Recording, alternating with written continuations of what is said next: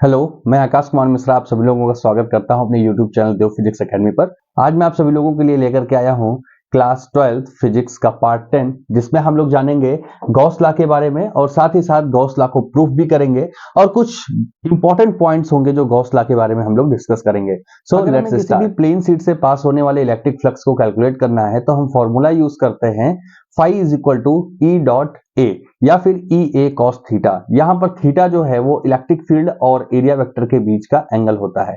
लेकिन अगर हमें किसी भी इनक्लोज सरफेस से पास होने वाले इलेक्ट्रिक फ्लक्स को कैलकुलेट करना है तो उस इनक्लोज सरफेस को हम छोटे छोटे एरिया एलिमेंट्स में डिवाइड करते हैं और उन एरिया एलिमेंट से पास होने वाले इलेक्ट्रिक फ्लक्स को कैलकुलेट करके हम लोग उस टोटल इनक्लोज सरफेस से पास होने वाले इलेक्ट्रिक फ्लक्स को कैलकुलेट करते हैं, जिसके लिए हम लोग एक लॉ का यूज करते हैं और उस लॉ का नाम है गॉस लॉ। तो आइए देखते हैं कि गॉस लॉ क्या है।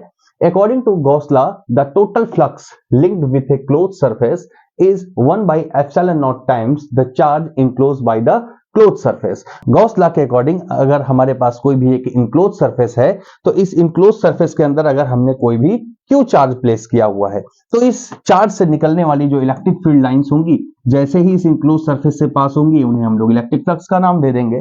तो गॉस लॉ ये कहता है कि इस इनक्लोज सरफेस से पास होने वाला जो इलेक्ट्रिक फ्लक्स है वो इस इनक्लोज सरफेस के अंदर रखे हुए चार्ज के और एप्सिलॉन नॉट के रेशियो के बराबर होता है। या फिर हम इसको इस तरह से भी कह सकते हैं कि total electric flux passing through a close surface is 1 by epsilon naught times of charge inside the closed surface. इसकी एक डिफिनीशन और भी है। According to Gauss law, the total electric flux passing through the any closed surface is equal to the net charge enclosed by its divided by epsilon naught. और इसको mathematically हम लोग represent करते हैं phi is equal to Q by epsilon naught। देखिए दो तरीके से हम लोग इसे कह सकते हैं। सबसे पहले मैंने कहा कि total electric flux passing through a close surface is ratio of the charge inside the closed surface and epsilon naught। फिर दूसरे तरीके से कह सकते हैं कि total electric flux passing through the enclosed surface is 1 by epsilon naught times of charge inside the closed surface। कुछ इस तरीके से, ठीक है ना। तो जो हमें अच्छा लगेगा हम उस डेफिनेशन को यूज कर लेंगे। यहां पर अगर हम लोग बात करें कि किसी भी इनक्लोज सरफेस से पास होने वाला इलेक्ट्रिक फ्लक्स है तो उसे हम लोग ई डॉट ए से फाइंड आउट करते हैं। लेकिन अगर मैं उस इनक्लोज सरफेस को छोटे छोटे एरिया एलिमेंट्स में डिवाइड कर दिया हूं तो उस एरिया एलिमेंट से पास होने वाला जो इलेक्ट्रिक फ्लक्स होता है उसे रिप्रेजेंट करने के लिए हम लोग जो टर्म यूज करते हैं वो होता है integration of close surface E dot D S. Electric flux phi is equal to E dot D S या फिर क्यू बाई एप्सिलॉन नॉट। आइए हम लोग देखते हैं गॉस लॉ का प्रूफ। गॉस लॉ के अकॉर्डिंग हमने एक spherical Gaussian surface S consider किया जिसके सेंटर पॉइंट पर हमने एक पॉजिटिव चार्ज एज्यूम किया। और ये चीज हमें ध्यान रखनी है कि अगर इनक्लोज सरफेस के अंदर पॉजिटिव चार्ज है तो जो इलेक्ट्रिक फ्लक्स होगा वो परपेंडिकुलर आउटवर्ड डायरेक्शन में होगा। अगर नेगेटिव चार्ज हमने कंसीडर किया है तो फिर जो इलेक्ट्रिक फ्लक्स होगा वो परपेंडिकुलर इनवर्ड डायरेक्शन में होगा। यहां पर इसकी सरफेस पर कोई भी पॉइंट हमने P कंसीडर किया जहां पर हमने एरिया एलिमेंट ds लिया और इस एरिया एलिमेंट ds से जो पास होने वाली इलेक्ट्रिक फील्ड लाइंस होंगी वो पॉजिटिव क्यू चार्ज की वजह से परपेंडिकुलर आउटवर्ड डायरेक्शन में होंगी।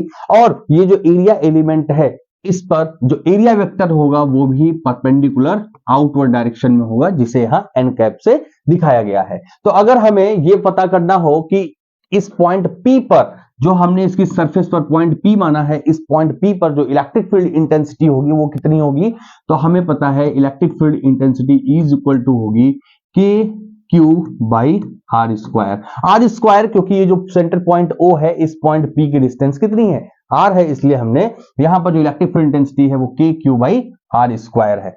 अब इस एरिया एलिमेंट से पास होने वाला इलेक्ट्रिक फ्लक्स अगर मुझे कैलकुलेट करना है तो वो होगा phi is equal to E dot D S. लेकिन हमें तो इस टोटल स्फेरिकल सरफेस से पास होने वाला इलेक्ट्रिक फ्लक्स कैलकुलेट करना है तो मैं इसका इंटीग्रेशन कर दूंगा और यहां पर ये जो जीरो वाला साइन दिख रहा है इंटीग्रेशन के सिंबल पर ये हमें बताता है कि इंटीग्रेशन ऑफ क्लोज सरफेस, इस पूरे क्लोज सरफेस का मुझे इंटीग्रेशन करना है। यानी कि इस पूरे क्लोज सरफेस पर जितने भी एरिया एलिमेंट्स हैं उन सभी को मुझे ऐड करना है, ठीक है ना। और ये E डॉट ds क्या था, इस एरिया एलिमेंट से पास होने वाला इलेक्ट्रिक फ्लक्स था।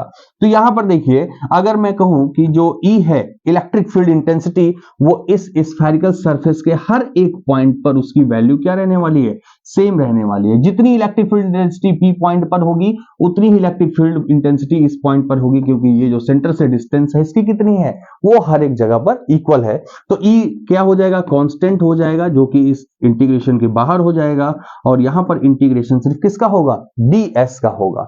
तो अगर मैं ds का इंटीग्रेशन करूंगा, यानी कि मुझे इस स्फेरिकल सरफेस के हर एक एरिया एलिमेंट को अगर ऐड करना है, तो हमें क्या मिलेगा, इस स्फेरिकल सरफेस का एरिया मिलेगा, जो कि 4 पाई r स्क्वायर के बराबर होता है। तो यहां पर देखिए, ये होगा E into 4 pi r square. अब अगर मैं यहां पर E की value E is equal to K Q by R square से प्लेस करूं, तो यहां पर हमें मिलेगा electric flux phi is equal to K की वैल्यू क्या होती है, 1 by 4 pi epsilon not into Q by R square into यहां पर 4 पाई आर स्क्वायर।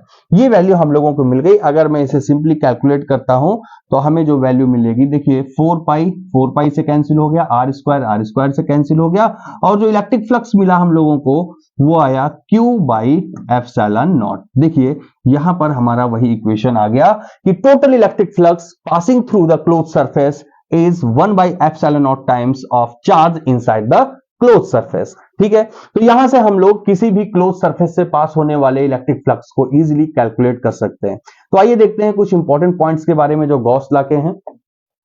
तो सबसे पहला जो पॉइंट है वो है Gauss law is true for any close surface no matter what its shape और साइज। देखिए गॉस लॉ जो है वो हर एक क्लोज सरफेस के लिए पॉसिबल है।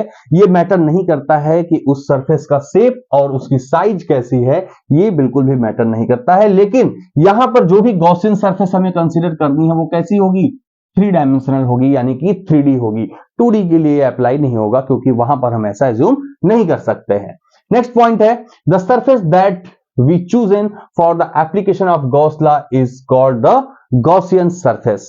यानी कि गॉस लॉ के को अप्लाई करने के लिए हम जिस भी इनक्लोज सरफेस को कंसीडर करेंगे उसे हम गॉसियन सरफेस के नाम से जानेंगे, गॉसियन सरफेस कहेंगे।